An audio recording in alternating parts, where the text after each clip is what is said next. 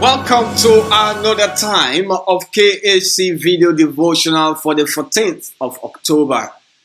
And this is for singles. The topic we are looking at is how home invaders can kill relationships.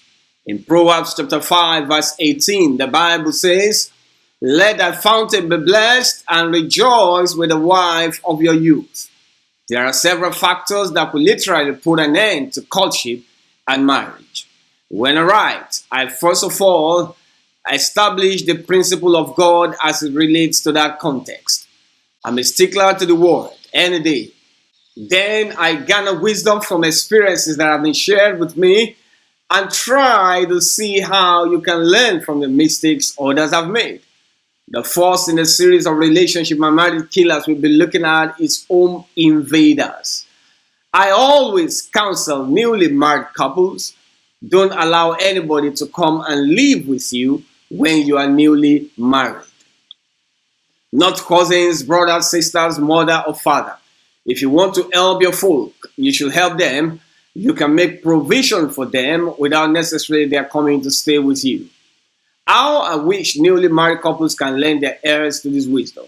This is because the newly wedded couple needs as much privacy as possible to be alone and to discover themselves.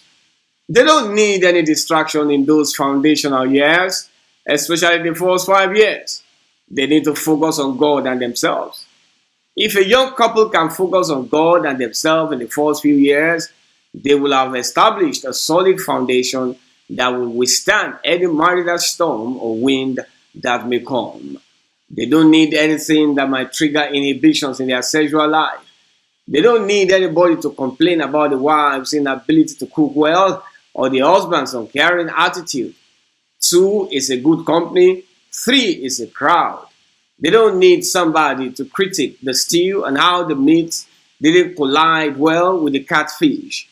The young wife needs to focus her love and respect on her husband, and she does not need all the additional emotional upheavals and pressures that are often engendered when she has a lot of people to attend to.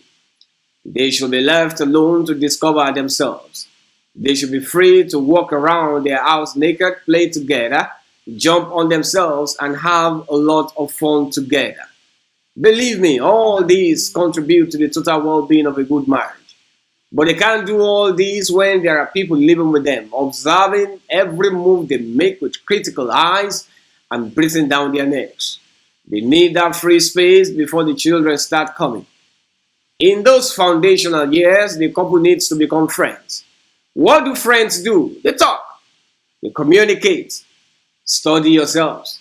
Discuss temperamental differences. Watch television together. Play games on your laptops together in your free times. Dear wife, study your husband's likes.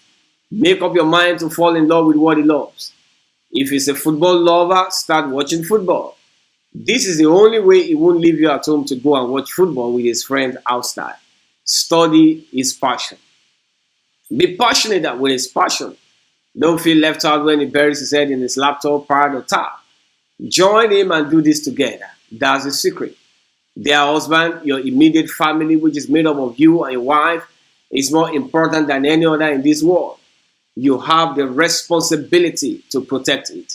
Don't turn your newly wedded wife into a cook because she has to cook for cousins and brothers and so on.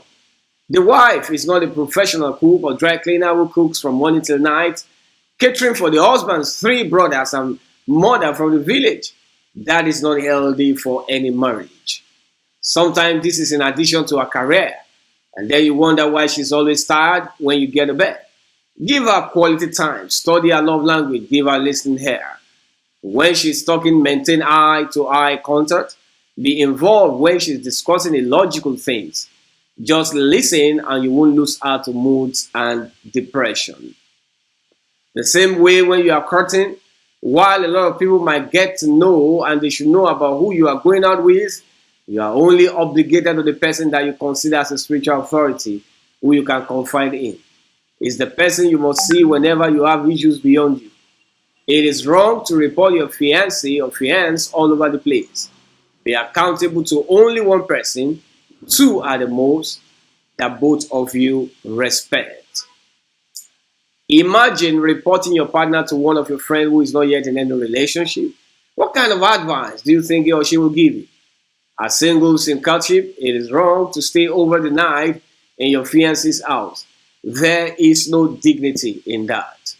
You went to greet him in another city and then he comes up with a card that he doesn't know any other person you can stay with in the whole city. That is the more reason you should be cautious of such a person, because that's an obvious relationship dysfunction. Do not shoot yourself in the leg. Avoid compromise, because every compromise is a legal invitation to the devil to come and wreck that relationship. When you give the devil an inch, it will take a mile. Stay clean, stay chaste. Stay with God and you will laugh last. Tomorrow we'll continue this series on relationship and marriage killers. Meditation for the day, Proverbs 5:18, Message translation. Bless your fresh flowing fountain. Enjoy the wife you married as a young man. Prayer for the day, Lord, open the eyes of my understanding as regards my relationship and marriage. Prayer number 2, oh Lord, fill me with the spirit of wisdom. Prayer number 3, my Father, wage a war against every home invader sent to my home. Confession for the day, I am full of wisdom to fulfill my role in my marriage. My marriage is kept by God's power. My courtship will not turn into hardship. I am helped of God. I'm directed by the Spirit of God. I do not go against covenant practices. I submit to mentors and those above me. Action plan for the day. Follow the suggestions above. Chronological Bible reading for today, John 7:1-9, Luke 9:51-56, Matthew 8:18-22, Luke 9:57-62, and John 7:10 to chapter 8, verse 20. This particular devotional is taken from a singles devotional book. You can get a paperback edition or Kindle edition on Amazon, and you can also get a digital edition on Okada Books. To get the books, navigate to the URL you see on the screen at kissesandhawks.com/books. Also, we'd like you to partner with us on Kisses and Hawks Club. It will enable us to reach more people. In order to give with different options available from anywhere in the world, kindly navigate to the URL you see on the screen at kissesandhawks.com/give. Also, if you live in the city of Ibadan, we'd like to welcome you to worship with us if you don't have a place of worship yet. Sundays 8 o'clock, and the church is Shouts of Grace Center at Joker Plaza beside Trans Amusement Park, Bodija, UI Road. You can't miss it. Also, I will want to intimate you of our devotional website, which is at kissesandhawks.com. God bless you. Thanks for joining today. See you tomorrow. Bless you.